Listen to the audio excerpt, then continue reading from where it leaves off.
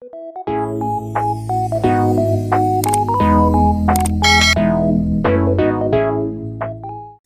mga ka-home buyers! Welcome back to my channel where we talk about bahay, lupa at lahat ng kailangan nyo to find your dream home.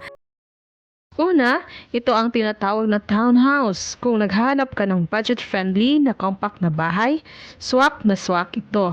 Townhouses are usually 2 to 3 stories at magkadikit-dikit ang mga units, kaya perfect for small to medium-sized families.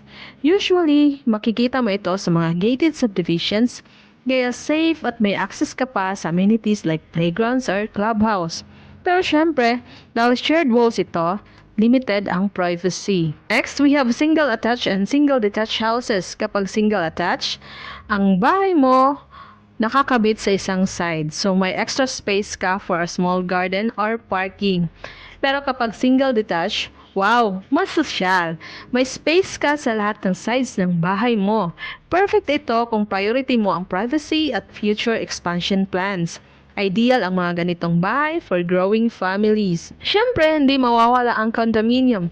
Ito naman ang best option kung gusto mong tumira sa city at maging malapit sa work or school.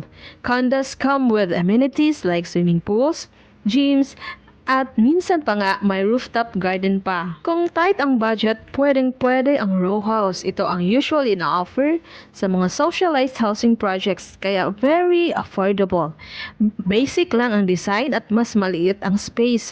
Pero kung nag-uumpisa ka pa lang o small family ka, this can be a practical choice. At syempre, kung budget is not a problem, may luxury homes din. Ito yung mga bahay na sobrang spacious with high-end designs at kadalasan nasa exclusive subdivisions.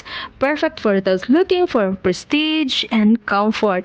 Pero syempre, medyo mataas ang presyo. So ayan mga ka-home buyers, iba't ibang types of houses na pwede nyong pagpilian. Ano sa mga ito ang dream home mo? Comment down below at pag-usapan natin.